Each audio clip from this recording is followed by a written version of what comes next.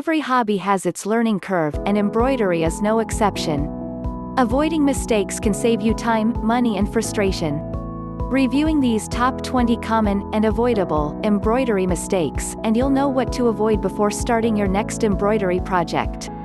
Not reading the instructions. Always read the instructions. Using the wrong thread or number of strands of embroidery floss is one of the most common errors that happens when you skip reading the instructions. With kits, this can lead to running out of thread before completing the project. It also may result in a different line thickness than intended. Choosing the wrong embroidery fabric. Most forms of surface embroidery require a firm fabric foundation, often with a thread count of 28 or higher. Using an embroidery fabric with a lower thread count can result in poorly formed stitches, although you can add stabilizer to create a better surface. Counted thread or pulled thread projects require a lower, looser thread count. This makes it easier to pull and remove threads and create lacy stitches. Selecting the wrong size of needle. Using an embroidery needle that is too large for the project can result in holes in the fabric where the needle and thread enter or exit. It can also cause puckered fabric. A needle that is too small can be difficult to thread, and can cause unnecessary wear on thread, resulting in unwanted fuzzies. Using a sharp needle instead of a ballpoint needle. Use sharp needles when the needle and thread need to pierce the fabric, as in surface embroidery and crewel. Use ballpoint needles when the needle needs to slip between threads in the fabric without piercing them, as in counted thread, pulled thread, and hardanger embroidery. Starting and ending a thread with knots. Although not the worst mistake ever, it's best to avoid knots in any type of embroidery project. Instead, start a new thread with a waist knot, a way knot, or by weaving it into the back of previously worked stitches. Knots cause unwanted bulk on the back of the piece, resulting in the work not lying flat when pressed or mounted. Plus, when you launder a project, the knots tend to work themselves free. Selecting an embroidery thread of the wrong thickness. Generally, bold lines of embroidery require thicker embroidery threads and narrow lines require finer threads. Combine threads to make a thicker strand and separate floss into single strands or groups of strands for working thinner lines. Also, using a thread that is too thick for the fabric chosen can cause problems as well. The threads in the fabric move and shift to accommodate the thickness of the thread used, causing puckering. Using craft thread rather than embroidery thread. Inexpensive thread sold in packages as a craft thread, often 6-strand floss or No. 5 pearl cotton, are for craft projects such as friendship bracelets, macrame, or children's crafts, and not for embroidery. The quality of craft threads is much lower than embroidery quality thread. Craft threads fray easily and pill when worked through the fabric. They also may not be color fast, and the color can bleed into the fabric during laundering.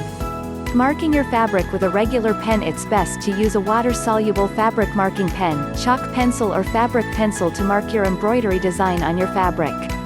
Regular pens, sometimes even those labeled as permanent, can bleed into the fabric with handling or laundering, or may not wash out completely. Using heat transfer pencils instead of water-soluble fabric pencils. Transfer pencils and pens are great for making iron-on designs, but they are permanent. This means that the marked lines need to be completely covered with embroidery or they will show in the finished project. If you want to remove your pattern markings from your finished embroidery, be sure you're using a water-soluble pen or pencil to mark the design on your fabric. When in doubt, test the pen or pencil on a scrap of the fabric you are using to make certain it will wash out. Iron transfers are fuzzy or distorted when using iron transfers, either that you purchased or made with a heat transfer pen. Fuzzy markings result when you slide the iron back and forth on the pattern paper. Instead, press the iron on the back of the pattern paper just long enough to transfer the markings. Then, always lift the iron when moving to another section.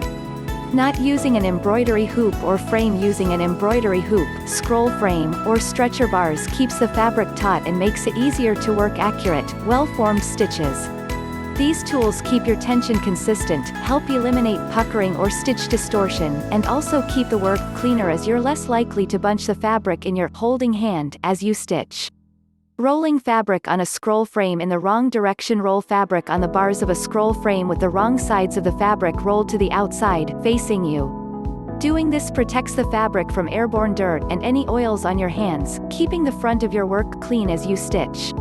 Not removing the hoop before storing. Always remove your embroidery hoop before putting away your embroidery for the day, and especially before storing it for any length of time.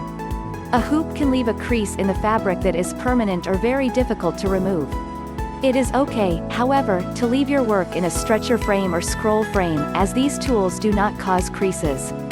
It's also a good idea to remove the needle from the fabric before storing, in case it rusts. Not enough floss or embroidery thread when starting. Before you start stitching, make sure you have all the necessary embroidery threads on hand. This is especially true if you are using older threads from your stash. Older threads sometimes fade or are no longer available, making it nearly impossible to find a new match. Getting your project dirty. Always wash your hands before working on your embroidery project and avoid snacking while you stitch. If you are careful while working on your design, you may not need to launder the finished piece, and that's always helpful. Improper cleaning or laundering for the thread or fabric type. If an item requires laundering, check the fiber content of the fabric and thread before washing. Crewel is often worked on cotton or linen in crewel wool, so you should hand wash those. Other fabrics require dry cleaning. Washing these items the conventional way can cause shrinkage of the fabric or threads, ruining the finished project. Ironing a finished embroidery piece and smashing the stitching. You work hard to create beautiful works of art with delicate and dimensional stitching. Don't ruin the piece by pressing a project like you would a shirt. Instead, use a special pressing technique to help prevent flattened stitches. Storing needlework fabrics and finished pieces incorrectly. Needlework is an investment of both time and materials. Properly caring for and storing your pieces helps avoid staining and fiber breakage, ensuring you get a lifetime of use from your items. Always use archival quality, acid-free tissue to wrap each individual piece, and do not store the items directly on wood shelving. Wood can leach chemicals that will cause yellowing. Also, do not starch your items before storing, as this can cause fibers to break along a crease or fold. Refold your treasures often to avoid permanent creases, or better yet, roll your items on acid-free cardboard tubing to avoid creases altogether. Displaying needlework in direct sunlight. Many fabrics and threads used in embroidery like to promise that they are fade-resistant. But, Mother Nature will still find a way to fade your hard work when displayed in full sun, regardless of what the label on the thread or fabric indicates. To help avoid fading and sun damage, do not display needlework pieces in direct sunlight, and when framing your items under glass, be sure to use spacers between the needlework and UV protective glass. Rushing to fix a mistake. If you make a mistake and find yourself picking out stitching, do this carefully and slowly.